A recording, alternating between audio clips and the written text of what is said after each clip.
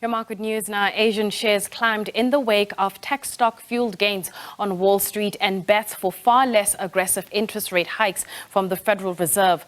With key centers including Hong Kong, Shanghai, Singapore and Seoul closed, much of the focus amongst global investors is on central banks and U.S. corporate earnings. Locally, Chemicals Energy Group Sasol has signed 3 power purchase agreements to supply renewable energy to its South African operations as it looks to move away from the troubled state-owned power utility Eskom and the record high levels of load shedding. The 3 agreements are still subject to approval, and in terms of the financials, operational challenges hit Sasol's SA operations, particularly in the mining business, but its coal stockpile remains above its minimum of 1.5 million tons. To give us more perspective on the markets, we are joined by Makwe Masilela, who is from Makwe Fund Managers. Makwe, thank you so much for your time. With a JSE that is still trading above 80,000 points after reaching that record high yesterday, what's driving market sentiment right now? Afternoon to you. This morning markets are more flat, and I think it's a question of we're trying to look for more catalysts and also taking more of a breather more than anything. But this whole issue that has been giving markets a very good start for the year is still there. That is the expectation that the central banks will start taking it a little bit easy when it comes to interest rate hikes, especially the US Fed. And remember, they happen to be a de facto global rate setter, because what they do, other central banks, they tend to follow all that. And also the fact that we've seen the easing or the reopening when it comes to the Chinese economy, those are the things that have been lifting market sentiments. But we still have our eyes on the possible recession that might be caused by all these interest rates that have been going up, and also some inflationary pressures. Remember, with China reopening, that itself tells you that demand will be high, then it's going to be easy for people to start increasing prices. So all I'm saying is the reopening of China has a possibility of causing another inflation.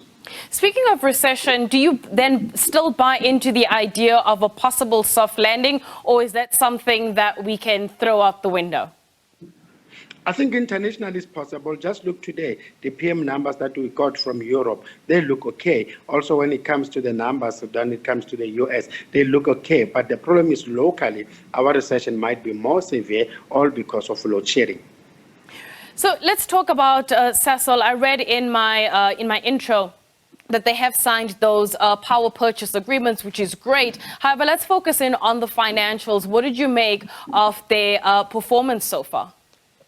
And yeah, those projects are expected to come online, I think, 2024 and 2025. So far, the guys, given all the economic challenges, local and international, remember back home here, they had challenges when it comes to production that also affected them, moving the product to customers. We know supply chain issues. We know high energy cost. Even the feedstock costs have been high. So the macroeconomic condition is not looking okay globally. But the guys also look at the chemical prices, they've been down. But the guys managed to make, at least when it comes to their external sales revenue, just down a mere 2%, and all because of lower volumes. And the volumes were down almost 5%, all because of lower volumes coming from Eurasia, but they were offset by volumes in America. But look at the average basket price, it increased by 3%. One of the key themes that we've been talking about, and a key problem, is load shedding, especially when you see some of the mall operators reporting and the retailers as well. Before we talk about that load shedding part, let's talk about the Foschini Group. I mean, they released a trading update. How do you measure the Foschini Group's trading update versus what we saw coming out of Mr. Price? I think Foschini continues to blow out the lights. Look at their 9 months turnover, up almost 21%. And you look at their cash sales, increased by almost 20%, and they account for almost 22% when it comes to their sales. As much as the guys have lost almost 260,000 trading hours, all because of load shedding. And because I think the value proposition continues to be attractive to customers. You look at Mr. Price. Mr. Price, I think, as much as they've managed to increase their sales, and the guys as well, we've seen that they've got some funny competition coming from the likes of H&M, the Cotton On. I think they're making them struggle because their sales were down over 3%. So I think the likes of Foschini, they tend to do well compared to Mr. Price. And also what's working for the likes of Foschini, look at their supply chain when it comes to clothing. They're sourcing almost 70% of locally instead of buying that from China, meaning they're able to move away from supply chain issues. With just a couple of minutes left, there have been comments coming out of some analysts that Mr. Price may have been focused too much on acquisitions and lost sight of resonating with consumers. Do you share that view in terms of what's going on with their core business?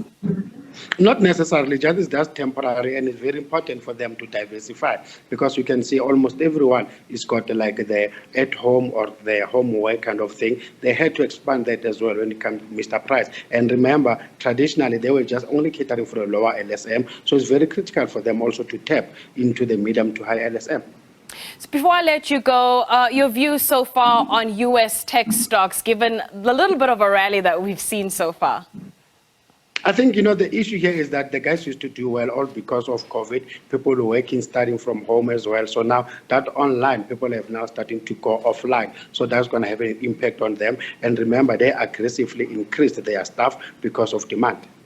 All right, Makwe, let's leave it there. Thank you so much for your time. That is Makwe Masilela, who is from Makwe Fund Managers. And just to mention, as we speak of those tech stocks, we are expecting the likes of Microsoft and alongside some others as well releasing their earnings. And later in the week, we'll talk about those tech layoffs and I'll unpack in detail what's causing that and what it means for tech stocks, at least in 2023. We're going to take a quick break. When we come back, we'll have more news.